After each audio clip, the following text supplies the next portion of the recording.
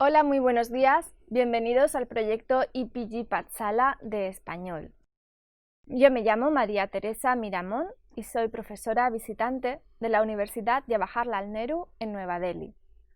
Ahora nos encontramos en el módulo 9 del paper 10, que se titula El teatro prelopista, Gil Vicente, Lope de Rueda y Juan de la Cueva. En el siglo de oro, el teatro como género experimentó un crecimiento espectacular. En épocas anteriores, su existencia había sido mediocre y oscura, ya que los principios medievales del teatro estaban vinculados a la liturgia. El castellano no deja casi ninguna muestra de teatro en la época medieval. De hecho, solo se conserva el testimonio de la breve pieza titulada El auto de los Reyes Magos. El teatro de los autores clásicos fue recuperado por los círculos eruditos de finales de la Edad Media. En los siglos XIV y XV nació un tipo de comedia llamada humanística, que imita el estilo de Plauto y Terencio. Pero no se observa ninguna evolución en el teatro religioso del siglo XV. No había nada nuevo en el esquema tradicional de los autos navideños de Gómez Manrique. Más adelante, ya en el último cuarto del siglo XV y entrando ya en el siglo XVI, el teatro asume grandes proporciones.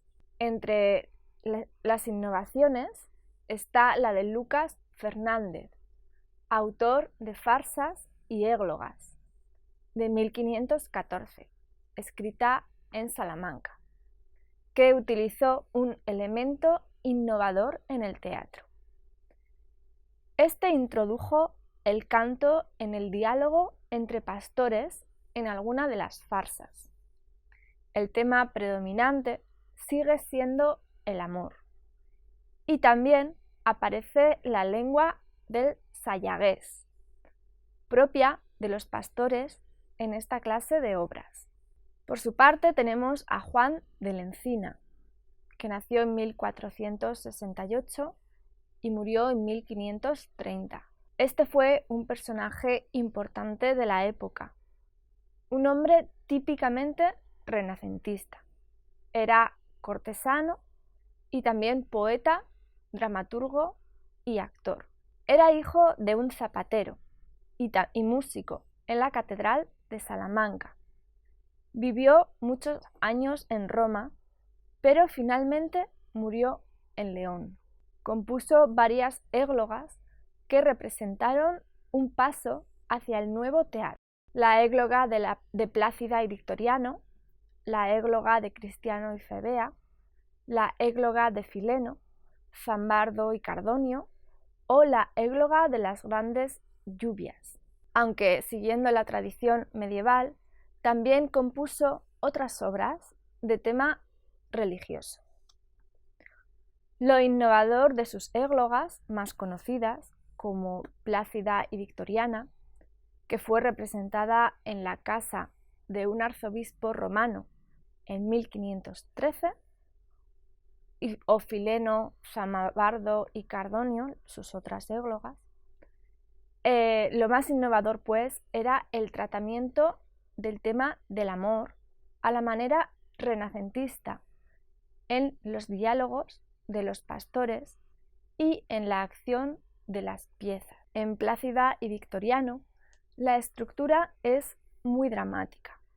Es una mezcla de comedia de pastores con acción trágica, a la manera de ciertas tragedias griegas y dramas pastoriles romanos, en la que aparece la diosa Venus al final de la obra para resucitar a Plácida y evitar el suicidio de Victoriano. En cuanto al lenguaje de la égloga, es una mezcla de lo culto y lo rústico, una muestra del avance de la técnica dramática semejante a la de la Celestina. La influencia del teatro italiano en la evolución de la comedia española se ve claramente en las comedias de Bartolomé Torres Naharro, de 1485 a 1524, recogidas en Propaladia, escrita en 1517 en Nápoles. Como Encina, él también vivió en Roma durante muchos años. Igual que el poeta Horacio, Naharro intentó fijar unas normas que regulaban las características de las piezas teatrales, entre 8 y 20 personajes, en 5 actos, y también el desenlace final de la época. Algunas piezas de la Propaladia, como la Tinelaria, son, según Torres Naharro, comedias a noticia, es decir, están basadas en hechos reales. Otras, como la Himenea, son comedias a fantasía, es decir, están basadas en hechos ficticios. Las primeras son verdaderos cuadros de costumbres y las otras, como la Himenea, son antecedentes de lo que serían las comedias de capa y espada del siglo de oro. En ellas aparece el tema del honor por primera vez, pero en este caso con un desenlace feliz. Tuvieron mucho éxito en la primera mitad del siglo. El mérito principal fue el de perfilar los tipos del gracioso y del soldado fanfarrón, que tuvieron gran influencia en Lope de Vega y otros autores de la comedia del siglo XVII. Vamos a pasar a hablar, pues, un poco más en profundidad sobre el teatro religioso de este siglo. A finales del siglo apareció una recolección de piezas de teatro religioso castellano llamado el Códice de Autos Viejos.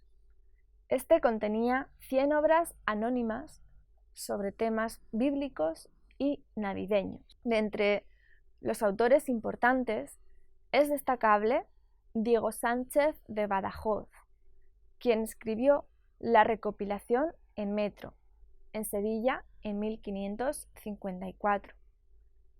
Esta incluye características de la égloga pastoril, de la que ya hemos hablado, pero con elementos alegóricos. Esto supuso un paso hacia los autos sacramentales. Vamos a hablar del poeta Gil Vicente. Nos vamos a centrar en su vida y en su obra, ya que destaca por su obra bilingüe, en portugués y castellano. Fue uno de los autores dramáticos más apreciados de su época. Su producción literaria abarca varios temas, desde el tema religioso, con temas bíblicos, a la comedia fantástica, caballeresca, alegórica o costumbrista. Sobre la vida de Gil Vicente, solo conservamos algunos datos biográficos. Sabemos que era músico, poeta, autor y actor, y probablemente se graduó en Derecho. Se casó 2 veces. Su primera mujer fue Blanca Becerra y la segunda Melicia Rodríguez, con quien tuvo 2 hijos, Blanca y Luis. Sus hijos fueron los que editaron sus obras en 1562. Trabajó en el servicio de la reina doña Leonor y sus obras fueron representadas desde 1502 en Palacio. Escribió una epístola a Juan III, gracias a la que sabemos que se dedicó a recopilar sus propias obras en sus últimos años y murió en 1540. Vivió toda su vida en un ambiente aristocrático y cortesano, ya que las obras de Gil Vicente se representaban en el palacio de los reyes de Portugal. Pero esto no quiere decir que sus obras tuvieran limitaciones. Al contrario, explotan los temas más variados posibles. Están dotadas de mucha sátira que nos recuerda al estilo de Naharro y a la filosofía de Erasmo. Su mérito consiste en utilizar un lenguaje poético con mucho lirismo, que no tenía precedentes en el teatro de la época. Además, utilizó una mezcla bien tejida de lo culto y lo popular, que le acerca al teatro de Lope de Vega. Escribió obras de devoción, tragedia, tragicomedia, farsas y obras menores, un total de 42 piezas. Todas fueron editadas y categorizadas por su hijo Luis y después por diferentes críticos. Las más importantes son la trilogía Das Barcas. La primera y la segunda parte las escribió en portugués y la tercera parte está en castellano, la cual recoge la tradición del teatro medieval navideño. Don Duardos, ejemplo de comedia caballeresca, la comedia del viudo, una comedia de costumbres, y el auto da Sibila Cassandra, su mejor obra navideña, que tiene un gran toque de humorismo. Los autos son obras breves de carácter devoto y con una estructura muy simple. El primer auto que escribió fue el monólogo de Vaquero en 1502, que impresionó tanto a la reina que le pidió que escribiera otro para Navidad. Hay señales en la obra de clara influencia de Encina.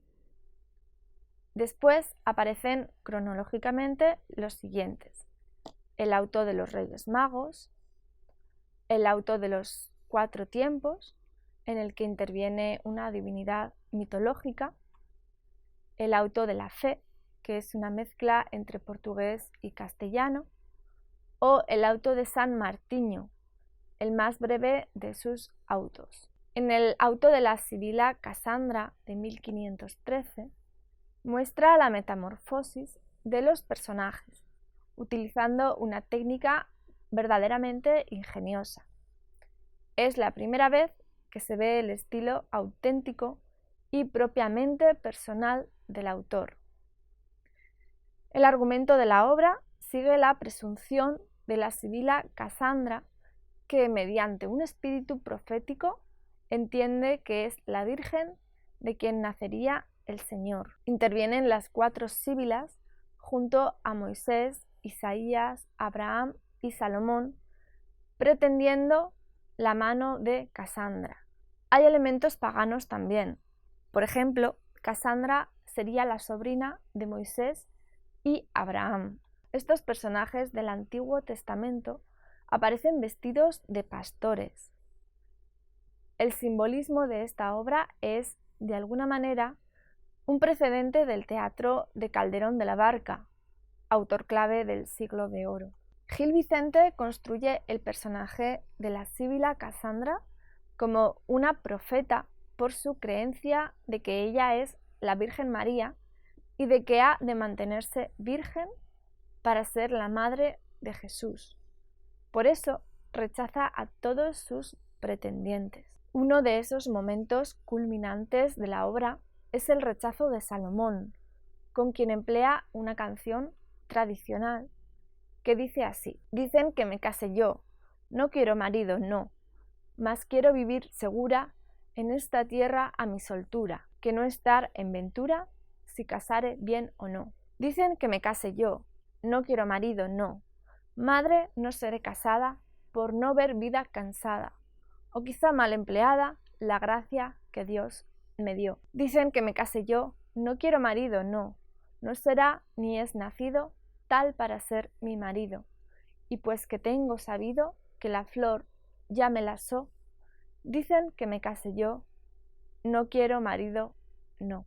Las farsas que escribía Gil Vicente son de índole cómica, utilizaba el lenguaje popular, y sus farsas más destacadas son las siguientes: la farsa de Quentefaleros, en la que el enamorado toca la viola enfrente de la puerta de su amada, acompañado por los perros y los gatos de la vecindad; la farsa de Físicos, que es una sátira; o Bello da Horta y Farsa de Inés Pereira, entre otras.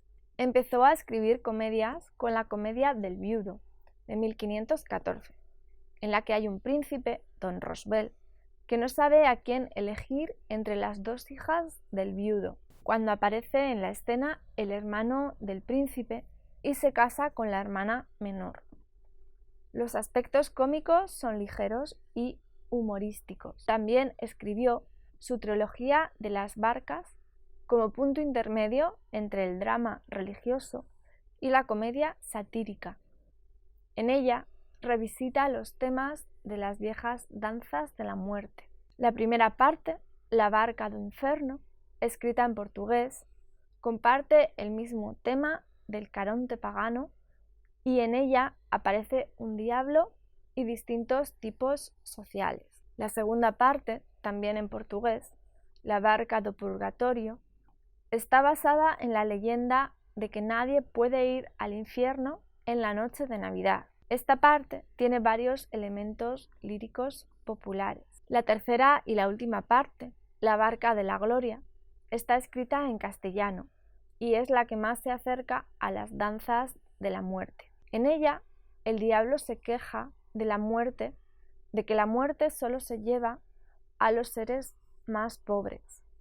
Entonces es cuando la muerte decide enviarle a los poderosos de la tierra, como un obispo, un papa, un duque, un emperador. Entre las tragicomedias que escribió, Don Duardos y Amadís, nos centraremos en la primera, que es la que tiene mayor interés. El desarrollo psicológico de los personajes en Don Duardos, especialmente el proceso gradual en el que Flérida se enamora de Don Duardos, nos muestra la habilidad del autor de penetrar en el carácter humano. Además, la obra es también un punto intermedio entre los estilos de la Edad Media y el Renacimiento, ya que combina elementos de los libros de caballería. Don Duardos es el príncipe de Inglaterra y se representa en la corte de Palmerín. El emperador de Constantinopla es el príncipe de Inglaterra y se presenta en la corte de Palmerín, el emperador de Constantinopla. Quiere combatir con Primaleón, porque éste había matado al esposo de Gridonia. El combate es detenido por Flérida, y el príncipe se enamora de ella. Para acercarse a ella, se disfraza de hortelano. Ella primero se interesa por él, luego se enamora y decide huir con él. Una vez embarcados, el príncipe le revela la verdad de su posición. En Amadís de Gaula escribe sobre los amores del caballero famoso con Oriana y la penitencia de Beltenebros en Peña Pobre. Solo revisita 2 o 3 episodios de la vida de Amadís, pero lo hace con un calor muy tierno y humano. Lo que hace destacar el teatro vicentino es la aparición de elementos líricos mezclados con la poesía popular. Gil Vicente, además de ser un dramaturgo sin par, es también un gran poeta. Su lirismo ha ganado mucha importancia en nuestros días simplemente por ser muy variado temáticamente, que es una cosa excepcional para la época en la que se escribía. También escribió epístolas y romances, como El Pranto Testamento de María Parda y la paráfrasis del Salmo L. Vamos a hablar ahora, cambiando de tema, del teatro prelopista. Este teatro abarca el periodo desde la muerte de Gil Vicente hasta el nacimiento del teatro de Lope de Vega. Dura casi 60 años, en los que aparecieron grandes escritores como Lope de Rueda y Juan de la Cueva, las dos vertientes del teatro anterior, la religiosa y la profana. Ahora están influidas por más aportaciones. Es importante señalar 3 aspectos del teatro del XVI que fueron pasos clave hacia el teatro lopista del siglo XVII. Primero, la técnica de representar comedias latinas de Plauto y Terencio en las universidades y colegios jesuitas, es decir, un teatro de influencia clásica, y las imitaciones de ellas que crearon algunos autores. Esto resultó en el resurgimiento de la tragedia a finales de siglo, con el brote de literatura basada en Séneca que se compone en Valencia. Cabe destacar nombres como Cristóbal de Virués o Lupercio Leonardo de Argensola. En segundo lugar está el teatro de influencia italiana, que apareció con la llegada de compañías italianas a España. Esto introdujo en los teatros españoles la comedia de intriga. Y por último, es relevante la influencia persistente de la Celestina, el teatro de derivación celestinesco. Hemos comentado que la corriente de comedias latinas llevó al resurgimiento de la tragedia, pero otra corriente que tuvo gran influencia en el nacimiento de la comedia fue también la aparición de las comedias en prosa. Estas eran representadas y escritas por Lope de Rueda, que recorrió el país con su carro de comedias, representando sobre un tablado y con una decoración completamente rudimentaria, una sábana de fondo para ocultar a los músicos y nada más. Sus comedias están basadas en fuentes italianas y puso en escena personajes y acciones de tipo canallesco, con diálogos coloquiales. Por ejemplo, tenemos obras como La Eufemia, La Armélina, La Medora. La primera es su mejor comedia y explica la historia de una dama hermosa llamada Eufemia. Su hermano Leonardo, a pesar de los consejos de Eufemia, sale de su patria en Calabria para buscar fortuna en el extranjero. Llega a Valencia, donde consigue trabajo al servicio de Valiano, señor de baronías. Después de conocer la hermosura y virtudes de Eufemia mediante las palabras de Leonardo, Valiano decide tomarla por esposa. Este manda a su criado Paulo para traerla a Valencia, pero Paulo, envidioso de Leonardo, regresa con una historia fabricada, diciendo que Eufemia no es mujer buena porque él pudo conseguir sus favores.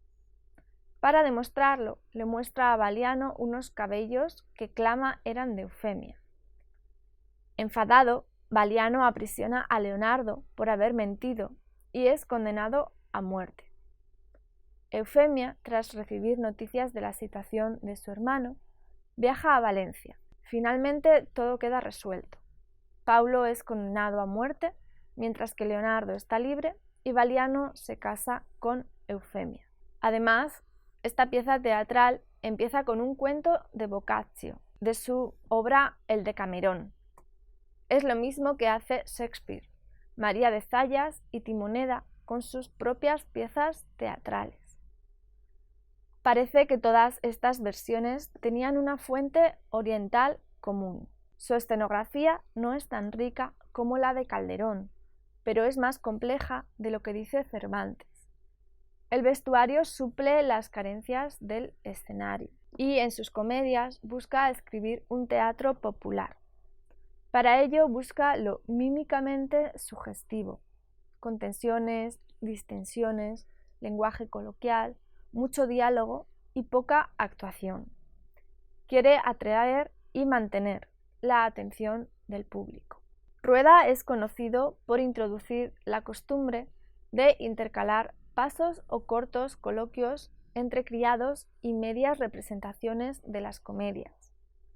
Servirían como descanso a los espectadores. Esta costumbre luego dará lugar al concepto de los entremeses en el teatro como en Cervantes. Por esta y otras razones, podemos deducir que la influencia de Rueda en el teatro fue grande, y el mismo Cervantes comentó que de joven disfrutó de las obras de Rueda. Otro de los predecesores es Juan de la Cueva, famoso por haber escrito comedias y tragedias para los primeros teatros públicos de Sevilla hacia finales de la década de 1570. Sus obras no son de gran calidad dramática, pero son importantes por haber introducido temas de tipo contemporáneo, como el del infamador en la comedia de la época. También utilizó romances intercalados en sus textos, como lo haría después Lope de Vega. El infamador exige mención especial, aunque sea solamente porque ha sido señalado como un antecedente del burlador de Sevilla. Nos da el argumento al principio con las siguientes palabras: Leucino, galán y hombre rico, se aficiona de Heliodora, la cual jamás quiso oír su razón, aunque persuadida con continuos recaudos. Visto por Leucino que ninguna cosa aprovechaba de ella, quiso por fuerza gozar de la doncella, la cual, viéndose asida de un criado de Leucino, llamado Otelio, le sacó la daga y le mató. Acudió la justicia y Leucino declaró haberlo muerto Heliodora, infamando su virginal vida. Ella declara ser verdad la muerta y así llevada a la cárcel, y Leucino y Farandón, un criado suyo, también fueron presos por la declaración de ella, y por los testigos que fueron Leucino y Farandón. Fue condenada a muerte. Aclaróse la verdad y que ella lo había muerto por diferente causa de la que los testigos deponían, y fue libre, y Leucino y Farandón condenados a muerte y ejecutados. Los críticos están divididos sobre el argumento de si el personaje de Leucino se asemeja a Don Juan. Está claro que existen algunas semejanzas, como la que proclaman los dos la omnipotencia del dinero, quieren someter a las mujeres atraídas por su dinero y también reciben castigo por su conducta.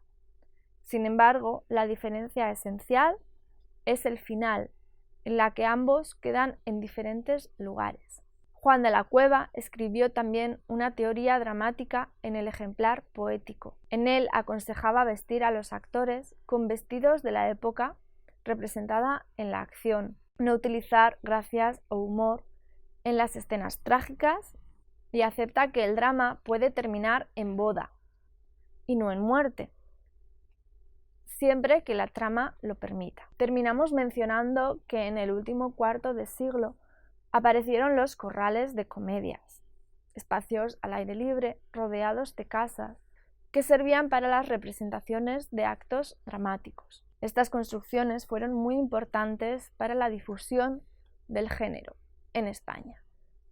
Y esto es todo en el módulo sobre el teatro prelopista. Muchas gracias por escucharnos.